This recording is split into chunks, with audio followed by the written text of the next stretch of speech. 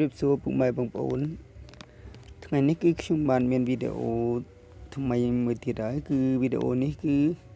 ខ្ញុំបានលើកមកនិយាយអំពីខេត្តកំពង់ស្ពឺបាទដូច្នេះកុំឲ្យខាតពេលខ្ញុំបាទសូមមកវាយអារម្មណ៍ពុកម៉ែបងប្អូនមកស្ដាប់ជាមួយនឹងការអានទាក់ទងនឹងលក្ខណៈទូទៅខេត្តកំពង់ស្ពឺហើយនឹងប្រវត្តិរបស់ខេត្តកំពង់ស្ពឺបាទដូច្នេះកុំឲ្យខាតពេលយូរខ្ញុំបាទសូមអានដូចតទៅខេត្តកំពង់ស្ពឺជាខេត្តនៃប្រទេសកម្ពុជាខេត្តនេះមានព្រំប្រទល់ជិបខេត្តពោធិ៍សាត់និងកំពង់ឆ្នាំងនៅខាងជើងខេត្តកណ្ដាលនៅខាងកើតខេត្តតាកែវនៅខាងភាគអាគ្នេយ៍ខេត្តកំពតនៅខាងត្បូងនិងខេត្តកោះកុងនៅភាគខាងលិចទីរួមខេត្តរបស់ខេត្តកំពង់ស្ពឺគឺក្រុងច្បារមន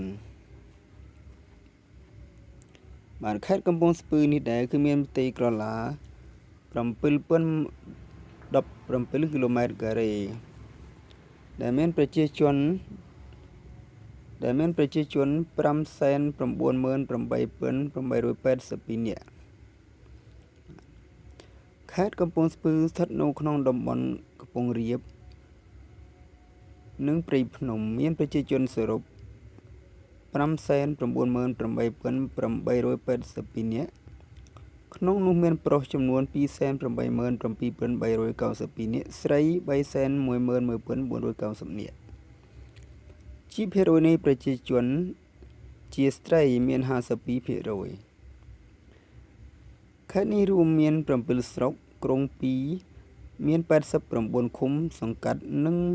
1319ភូមិចំនួនប្រជារាស្ត្រទូទាំងខេត្តនេះស្មើនឹង 5.2% នៃប្រជាជនទូទាំងប្រទេសកម្ពុជាសន្តិភាពប្រជាជនរបស់ខេត្តគឺ85នាក់ក្នុង1គីឡូម៉ែត្រការ៉េខ្ពស់ជាងសន្តិភាពកម្រិតជាតិដែលមានតែ64នាក់ខេត្តកំពង់ស្ពឺត្រូវបានគេស្គាល់ថាជាខេត្តដែលសម្បូរដើមត្នោតច្រើនជាងគេខេត្តកំពង់ស្ពឺ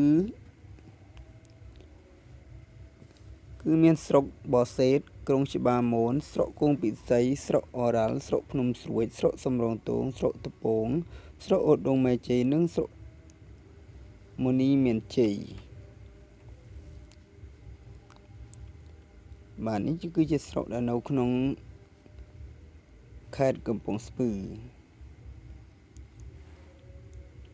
ដូច្នេះគឺខ្ញុំបានអានលក្ខណៈទូទៅនៃខេត្តរួចហើយដូច្នេះយើងមកស្គាល់ពីប្រវត្តិខេត្តកំពង់ស្ពឺម្ដងបាទដូច្នេះកុំអោយខាត់ពេលគឺខ្ញុំបាទនឹងធ្វើការអានអំពីប្រវត្តិខេត្តកំពង់ស្ពឺជូនពុកម៉ែបងប្អូនស្ដាប់ដូចតទៅប្រវត្តិនៃខេត្តយោងតាមឯកសារសោដានៃខេត្តកំពង់ស្ពឺដែលបានរៀបរៀងដោយរដ្ឋបាលខេត្តបានឲ្យដឹងថាកាលពីដើមឡើយខេត្តកំពង់ស្ពឺមានឈ្មោះថាសំរោងទងប៉ុន្តែក្រោយមកបានបដូរជាឈ្មោះកំពង់ស្ពឺជិបរហូតដល់សព្វថ្ងៃខេត្តកំពង់ស្ពឺត្រូវបានបង្កើតឡើងក្នុងសម័យអាណាព្យាបាលបារាំងនៃរាជកាលសម្ដេចព្រះបាទស៊ីសុវត្ថិដោយព្រះរាជប្រកាសលេខ30ចុះថ្ងៃទី18មីនាឆ្នាំ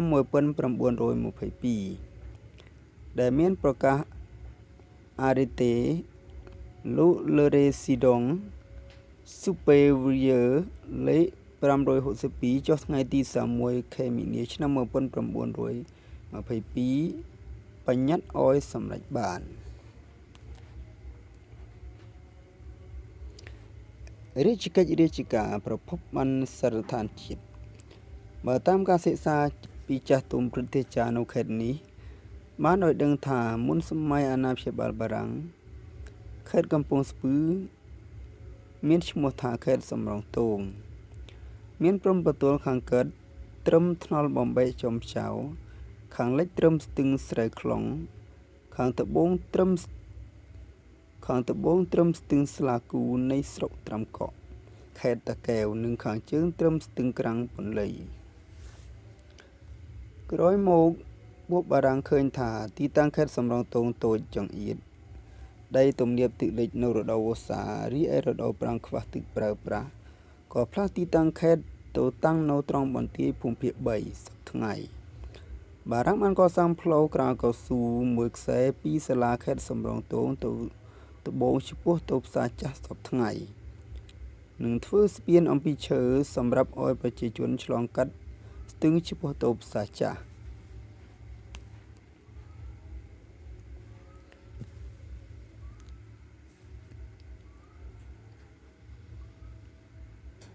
ចំណេះមកបារាំងបានរើសទីតាំងមួយទៀតធ្វើជាសាលាខេត្តគឺត្រង់ម្ដុំស្នាក់ការគណៈបកប្រជាជនកម្ពុជាសពថ្ងៃនឹងក្រោយពីសាងសង់រួចហើយក៏ដាក់ឈ្មោះថ្មីឲ្យខេត្តកំពង់ស្ពឺតាមការសន្និដ្ឋានរបស់ព្រឹទ្ធាចារ្យមួយចំនួនថាសម័យនោះមូលហេតុបានជាបារាំងដាក់ឈ្មោះឲ្យខេត្តថ្មីថាកំពង់ស្ពឺពីព្រោះនៅម្ដុំក្បាលស្ពានដែលបារាំងកសាងគឺសម្បូរទៅដោយព្រៃដើមស្ពឺមុនពេលបារាំងកសាងស្ពានទីនោះគឺជាកំពង់ចម្លងដែលមានដុះដើមស្ពឺច្រើននៅត្រង់សាលាខេត្តថ្មីដែលបារាំងបានកសាងគឺមានវត្តឈ្មោះថាវត្តអន្លង់ចាំហែនៅពេលបារាំងកសាងសាលាខេត្តក៏បញ្ជាឲ្យវត្តអន្លង់ចាំហែរុះរើទៅសាងសង់ថ្មីនៅត្រង់វត្តមរុំសពថ្ងៃហើយប្រជាជនដាក់ឈ្មោះវត្តថ្មីថាវត្តមរុំវិញរហូតដល់សពថ្ងៃវត្តមរុំមានពីរគឺវត្តមរុំជើងនិងវត្តមរុំត្បូងបារាំងចាប់ផ្ដើមកំណត់ព្រំប្រទល់ខេត្តកំពង់ស្ពឺម្ដងទៀតគឺខាងកើតត្រឹមថ្នល់ទទឹងខាងលិចត្រឹមស្ពានអូកូគីខាងជើងត្រឹមស្ទឹងក្រាំងពន្លៃខាងត្បូងត្រឹមផ្លូវជាតិលេខ3ត្រឹម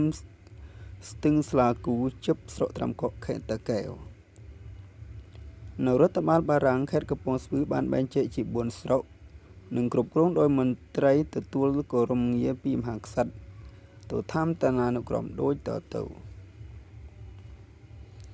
កាលនោះចៅហ្វាយខេត្តឧញ្ញាឧទិយោធិរាជ